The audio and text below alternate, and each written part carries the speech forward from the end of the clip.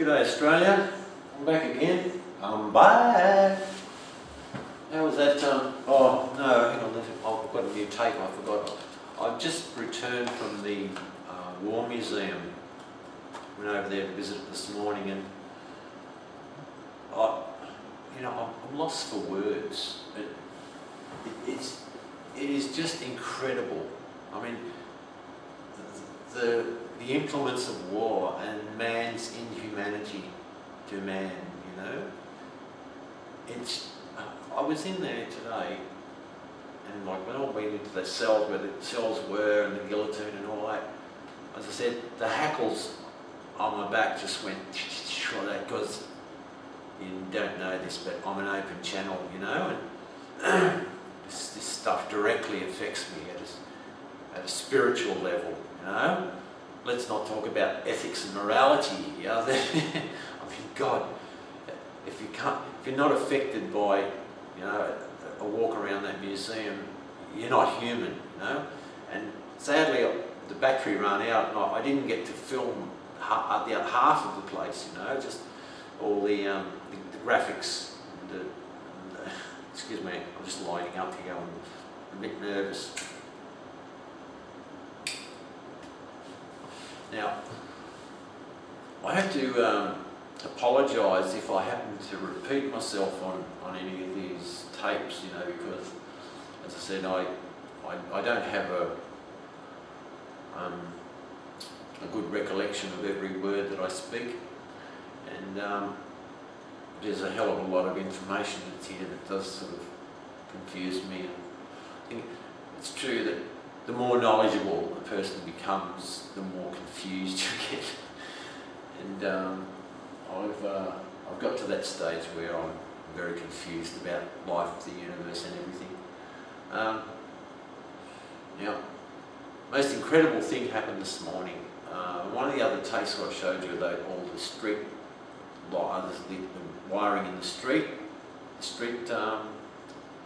the power bloody lines for the electricity to power the city.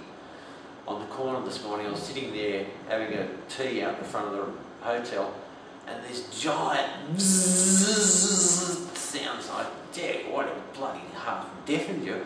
I stands up and has a look down the street, and on the street corner there was a ball of sparks and fire, like, and this just zzz went on. You know, obviously the wires have crossed somewhere, and you know there's an open circuit there, and there's electricity and sparks just flying everywhere. The whole street just stopped and just boom.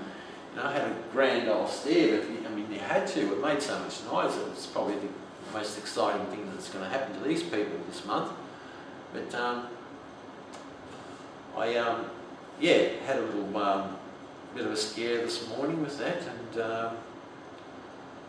apart from that, what else? As I said, it was a pretty disheartening, saddening morning, you know. So, as I said, I shed a tear, you know, because, as I said before, you cannot sort of experience this stuff, these weapons of war, how, you know, killing machines, and now this stuff's, you know, 40 years old, for Christ's sake. I mean, now the sophistication of the weaponry now, that stuff's like, you know, Stone Age bloody warfare.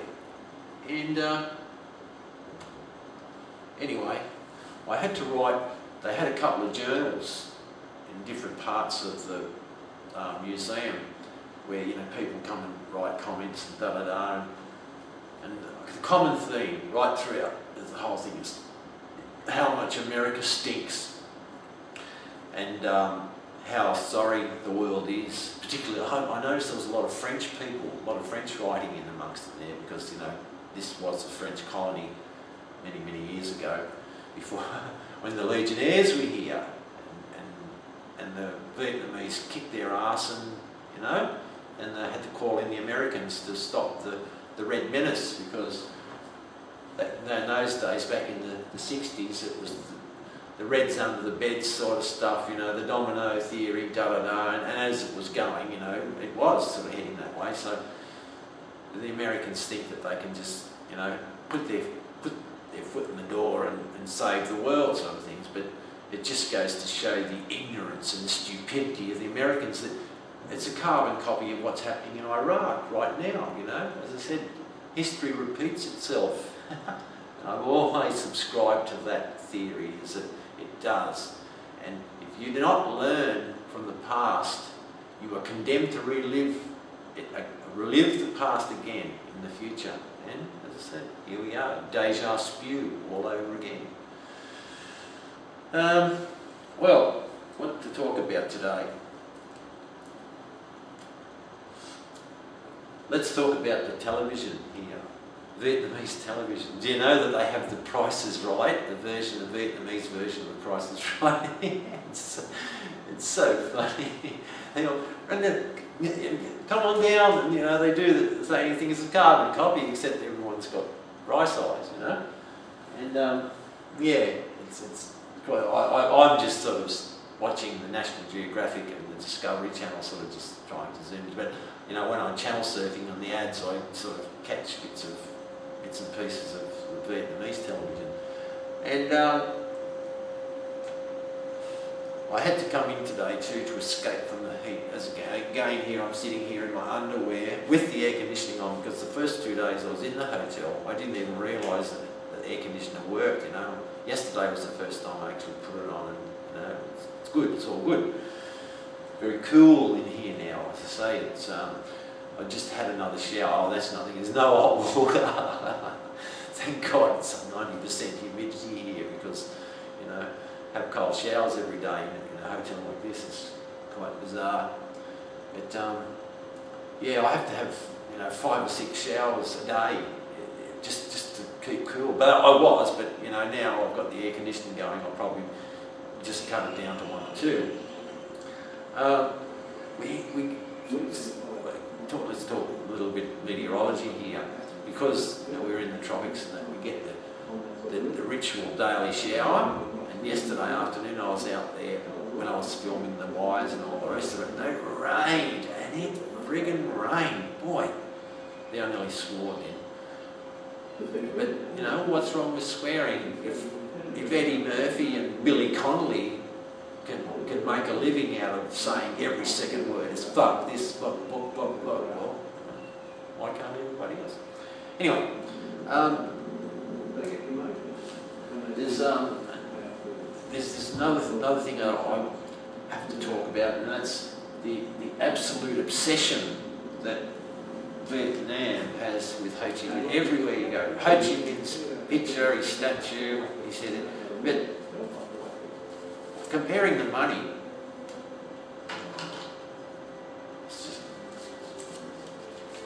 every single, that's a 10,000 note. See, Ho Chi Minh, that's 100,000. Ho Chi Minh. Mo Hai's $2 note. There he is, Ho Chi Minh.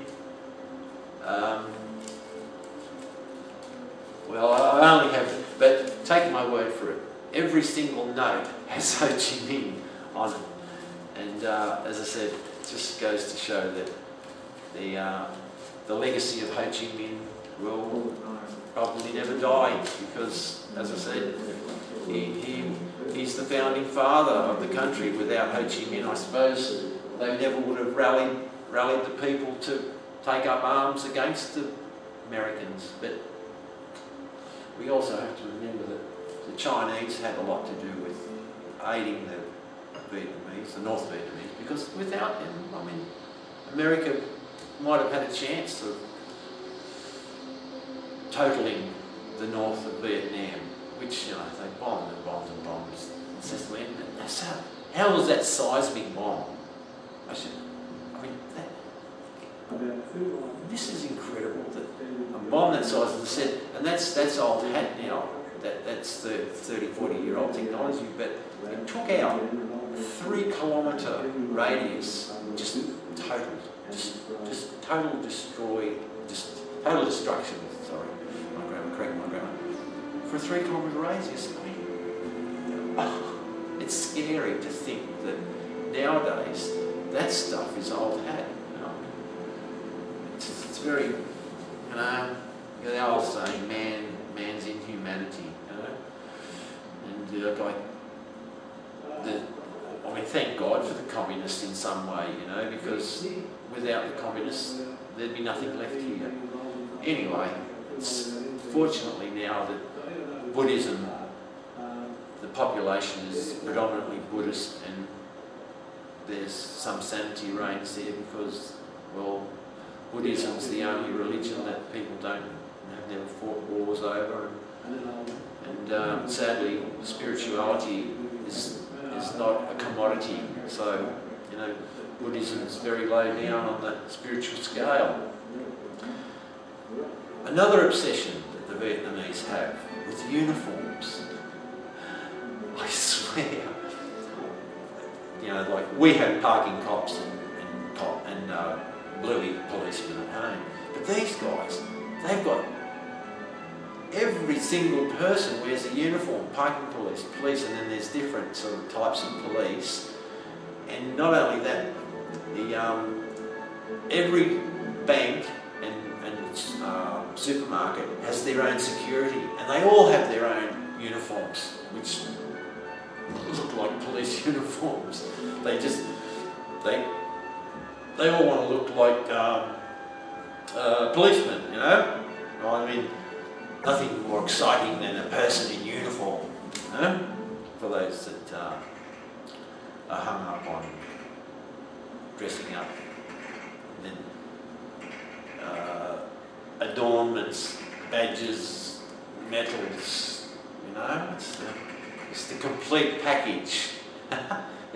it's the image that they're trying to portray of someone of authority, you know, and someone to be respected, because, as I said before, this is predominantly peasant class here, and you know, 80% of the population is illiterate, and poor things, they have to pay money to go to school to learn English, and yeah, some way of just drumming up revenue, I suppose, for some people who are fortunate enough to know the language. Yeah, so we go on with about the communists. The only disheartening part about the whole communist manifesto, you know, talking about religion and communism here, is that Mao Zedong said in a very famous line to the Dalai Lama, "Religion is poison." You know what I mean? And old Mao, you know, he was always the one that, you know, religion's the opiate of the people. So, you know, let's not get the people addicted to religion. And, you know, that's what, whenever you have communists take over, the first thing they do is they go along and they kill all the intellectuals, the doctors, the teachers, and the people with education, because they have the intelligence to know that their culture and everything about their lifestyle is being undermined, and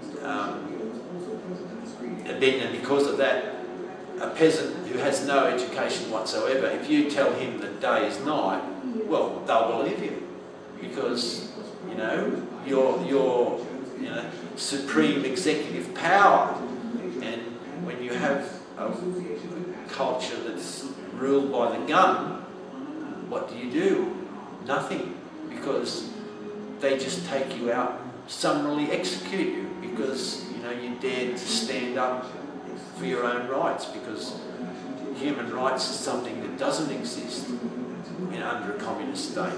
Fortunately now, you know, we have a communist country, but like China, they're getting a taste of the West and capitalism, and they like it. They like the thought of a little bit of independence. But when you have 10 million people all trying to make an earn, and you know, tourism's basically the only thing that keeps the country going, I think, because I'm not sure how much they have in as far as mineral wealth, oil, and other commodities to prop up their economy. Say that mean, I'm sure that tourism does keep the whole economy sort of viable.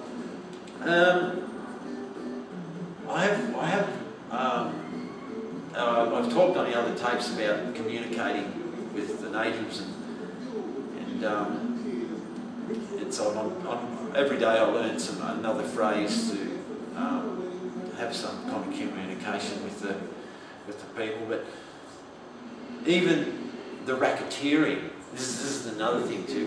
When you have a population that's extremely poor, it's a carbon copy of back in the olden days in the Depression. They had the racketeers and the gangsters all had the numbers games, right? Well, they resurrected it. Robert Sangster resurrected it in another form many years later in Lotto and the like. See, but the peasants, everywhere you look, you have these peasants wandering around with these little cards that they're trying to sell you, and they're like instant Lotto tickets. And every night on the TV, they draw the numbers, and if you're fortunate enough to have picked the numbers, you win. So that the poor people live in hope, as many Westerners do. Well, let's talk about Australians here in particular, with the poker machines. It's the same mentality. They think that, you know, I'm a chance of winning here, but you know, it's a 1,000,000 to 1 chance. But it gives them hope. And anyway, these people come up and bust on you all the time and try and sell you things. And in this little neighbourhood where I live, well, let me just tell you, when I was in the other Tientong Hotel, that was like living in the city. Another reason why I didn't sleep for 3 days, the noise, 24 hours, beep, beep, beep, beep, beep, beep, traffic chaos, madness, total.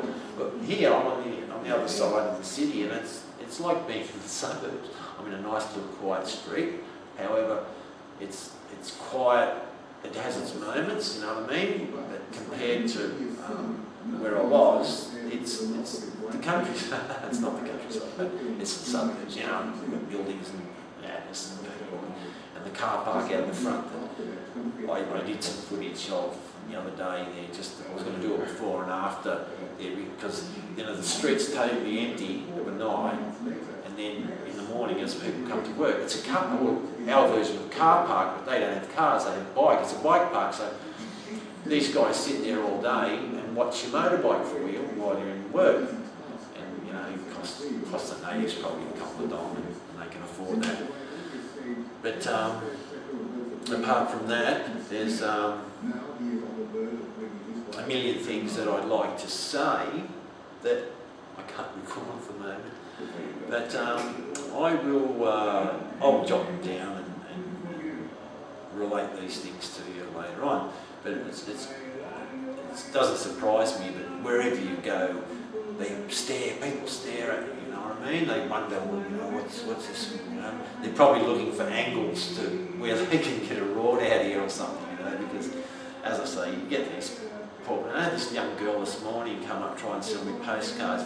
The poor little bitch, you know, she was only 8 or 9 years old, and she had a black eye, because she didn't sell anything the previous day. Her father punched her in the eye and broken her eye, you know what I mean? It's so disheartening, you know, to think, and he's probably a drunk, you know, a father. Sadly that, you know, child abuse goes on here as well, you know, particularly more so here, because what I have noticed is that the parents, they'll be sitting here within eyeshot of the kids, you know, and they'll say, you know, the parents will eyeball this prospective Westerner and then point you out, and the kids are like the beeline straight to you to see if they can sell you something. And naturally they try straight away, you know, double the price. They see the white skin, they think, oh, money, money. Bang, okay, how much? Value. Straight away it's double the price. You turn away and say, no, walk away, boom, straight away the price goes down half, and they chase after you, and then naturally, you know, you can weigh in with a few dom to help them out, because, as I said, these people, you know, they're struggling. This is a third world country, and, you know, there's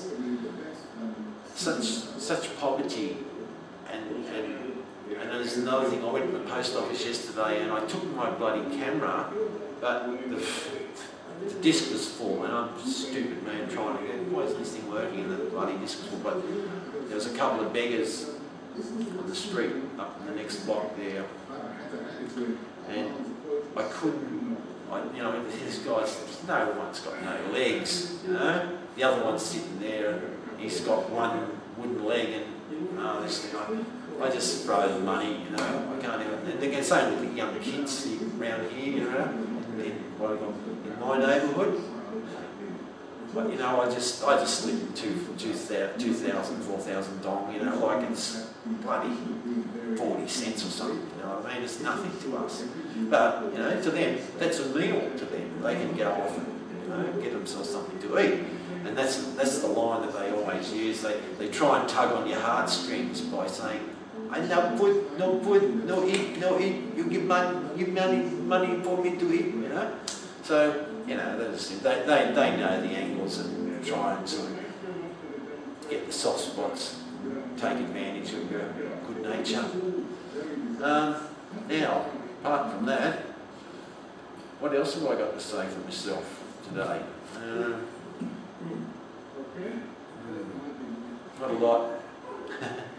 So, what I might do is just sign off for now and get back to you. I'm in an hour again. Shit. Okay. I see you later. Good.